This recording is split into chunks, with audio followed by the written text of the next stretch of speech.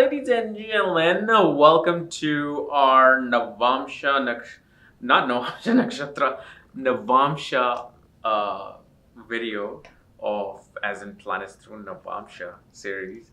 I'm kind of feeling a little weird because I don't have my lapel microphone. I'm like, where is it? Because the thing is, I'm using this new audio. I'm going to see how this works, you know?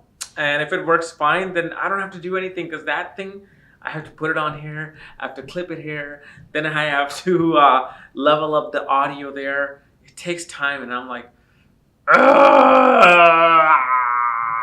So yeah. So anyway, we're gonna be doing Ketu in the fourth house today in the Navamsa chart, as in what happens when Ketu, the south node of the moon, is in the fourth house of your D9 Navamsa chart, which is one of the most important divisional charts in Vedic astrology, which kind of shows your marriage, your goals, your destiny, second half of your life, who you develop into.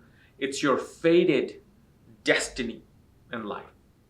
Okay, so we're going to be looking into that. And if you do not know, if you have Ketu in the fourth house, what other planetary placements you have, for that, check out the links here. Check out my full astrological report. Go to my books, Astrology Conjunction Aspects and Mahadashas at the Speed of Light.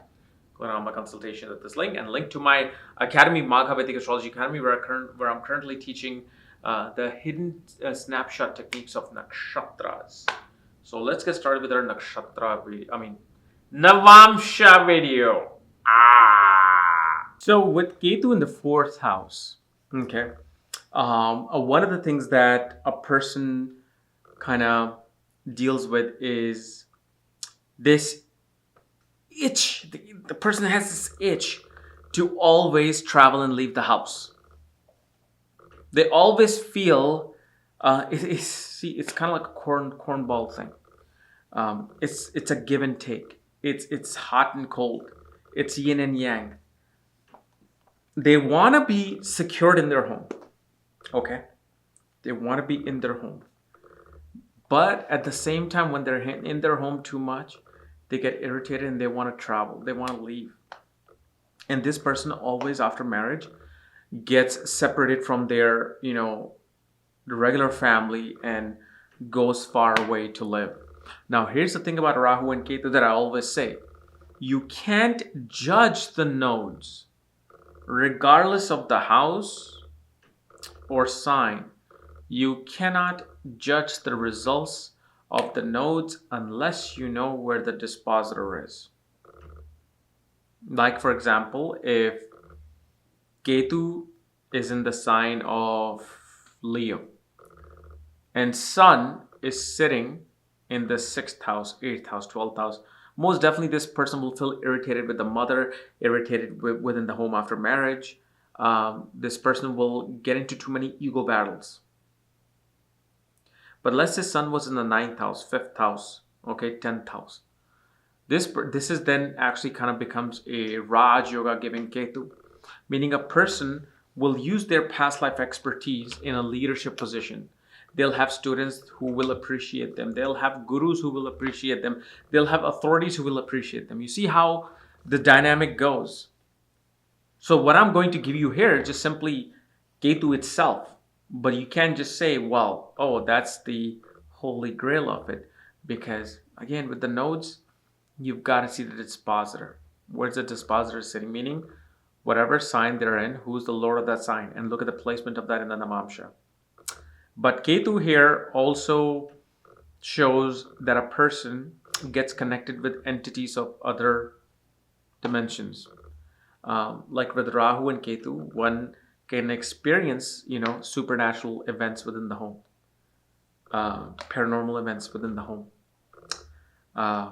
And the other thing we also see is that Ketu most definitely, especially if the dispositor is not in 6th, 8th, or 12th house, or even the 3rd house, can actually give land after marriage or after the second half of life. Suddenly the person will have their land, they'll have their real estate. And they will be the type of person who will stay at this one spot. But it is going to be far away, or at least away from your own family. So after marriage, the whole scenario of joint family kind of evaporates. The other thing we will also see with Ketu is that they will have a hard time getting along with in-laws and spouse's family, because they become so eccentric in their mind, it's hard for them to relate to them. Because remember, fourth house is like the peace of mind and the mind itself. It's your inner behavior. It's how you behave within the home. So in Navamsa in the fourth house, it shows how a person behaves in the home after marriage, or how they behave in the home after they get older. And so here a person is very eccentric. One time they're wanting to do meditation, one time they're wanting to travel, one time they're wanting to experience something paranormal. It's a very eccentric behavior. I wouldn't say confused, because their behavior is sporadic. It's spread out in all over direction, and that's how they love operating. And especially within the home, such a person will have a very confined space for meditation. They'll always create a private space, secure space, enclosed space where they can just be by themselves. Because even when they're home, they want to be isolated. They want to be like separated from their, regular connections of the people that they know. Even if they have a guest in home, they'll say hi, hello, and talk for a while. Then they want to go back into their hole. And this is the person who especially somehow finds interest in research, digging deep into ancient knowledge, after marriage. Then, with this particular position, a person will not find too much benefit coming from their own family. Either they'll reject their family and its wealth altogether, or somehow, some way, they may not get the assets of the family that they were hoping. And I'm talking about their family before marriage. And especially such a person will also have passion for having multiple dogs within the home, pets within the home. And they will have statue or painting of elephants within the home. They will also, obviously, most Indian people will have Ganesha within the home anyway. But if you look, it's away from Ganesha. It's actually an elephant painting or statue will be there as well. But Ketu signifies Ganesha, so Ganesha definitely is there. And then sometimes it has been proven with people in Romania, Russia, Brazil, like Sao Paulo, Brazil. When I ask some of these questions, they actually, it's surprising and delightful that how many people across the globe in places you'll never think are actually devoted to Hindu divinity. So it's nothing to be proud of, nothing to be sad about. It's great to just see how information can travel in the most unusual spots in the world. The other thing we also see with Ketu is, especially Navamsa, not the birth chart, and especially Navamsa, you will have very mystical people coming in your home. You will have very mystical people coming in your home. And just because you just turned 36, 35, don't say, oh, well, I didn't have anybody in your home. Unless you're 60, 70, 50, you can't say like, oh, this never happened. Because you just started your second half of life. Give it some time. 36, you're like number 1 years old. You may live till 70, 85, 90. Give it time. You will see how quickly, what happens with Ketu within the fourth house, regardless of the sign, they find their past life families coming to them in the home.